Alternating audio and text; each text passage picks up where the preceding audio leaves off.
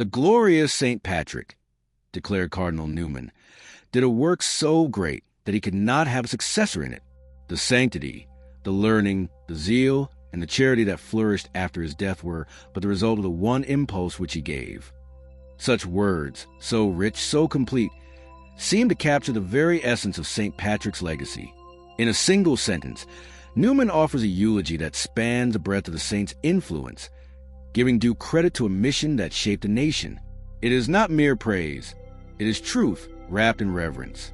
And yet each year, as St. Patrick's Day is celebrated across Ireland and beyond, a familiar refrain echoes from podiums and pulpits that St. Patrick found Ireland wholly pagan and left a wholly Christian. A stirring claim, poetic in its symmetry, but in that elegance, truth bends ever so slightly.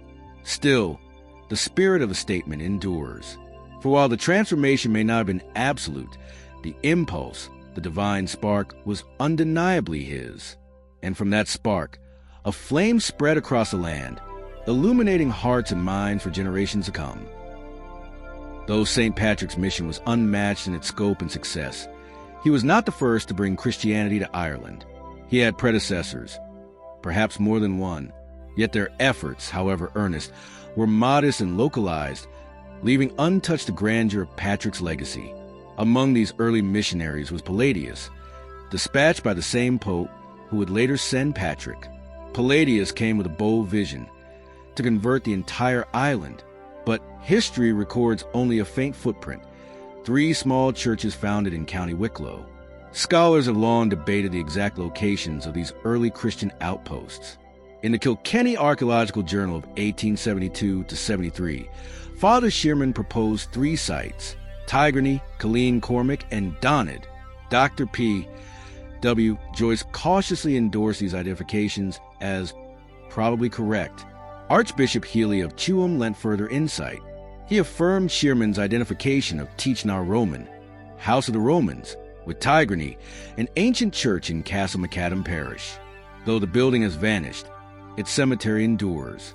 Selfine, or Church of the Relics, was linked to Killeen Cormac, now a quiet churchyard southwest of Dunlaven. Yet time and the ravages of the Danes have erased all physical traces. The third church, Dominica Arda, Church of the Heights, was said to stand in Donald Parish, West Wicklow. But some scholars question this, doubting that Palladius, with so brief a stay, ventured so deep into the mountains.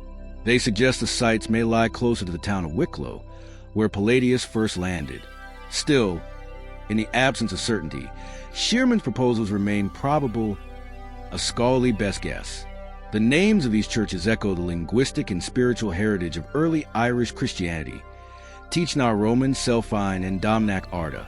Domnac, derived from the Latin Dominica, meaning Sunday, came to signify church in ancient Irish, and Arda, meaning high, shares roots with arduous, difficult, lofty, sacred.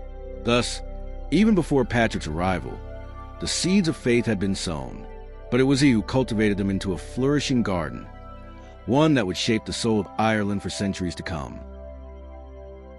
Domnac Arda, Church of the Heights, holds a quiet but sacred distinction. It is said to be the final resting place of Sylvester and Solinus, the 2 holy companions of Palladius.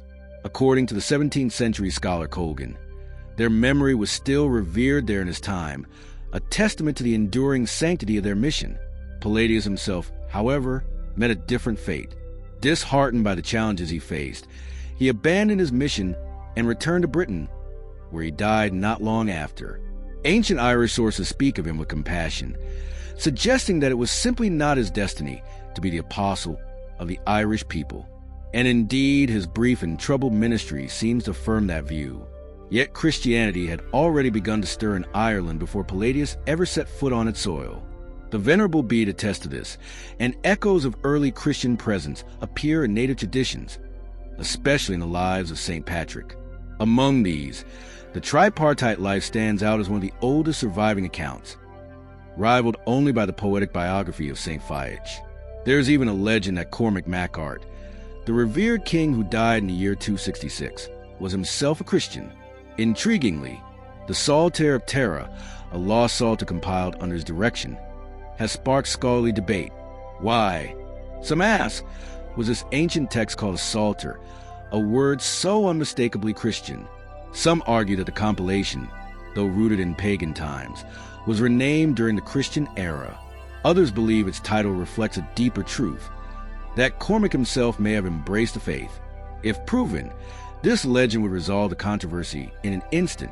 Perhaps it is the moral excellence of Cormac MacArt that has carried his memory through the centuries, cloaked in the gentle light of Christian virtue. Whether legend or truth, his story remains part of the tapestry of Ireland's spiritual awakening, a prelude to the great mission that St. Patrick would one day fulfill. Long before St. Patrick's mission transformed Ireland, there were whispers of Christianity already stirring the land. One of the earliest and most compelling testimonies comes from St. Prosper of Aquitaine, a chronicler who lived during the very events he recorded.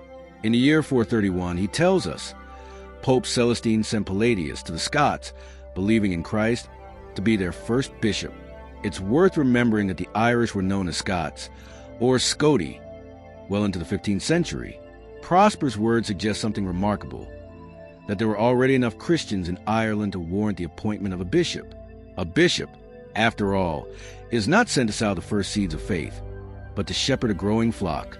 So how did Christianity find its way to Ireland, even in scattered pockets, so early on? Roman civilization never reached Ireland. The legions never marched across its hills, and so the usual route, conversion through Roman soldiers, was closed. But across the sea in Britain, Christianity had taken root. By the 3rd century, a well-established church likely flourished there, and the island was home to many believers. Trade, travel, and kinship tied Britain and Ireland together. In such a climate, it would have been nearly impossible for the Irish to remain untouched by the message of Christ. Thus, by process of elimination, the most plausible theory emerges. Christianity came to Ireland from Britain, and yet, despite these early glimmers of faith, it remains broadly true to say that St. Patrick found Ireland pagan and left it Christian. His mission was not the first, but it was the one that changed everything. The story of Ireland's early Christianity has been told many times, and told well.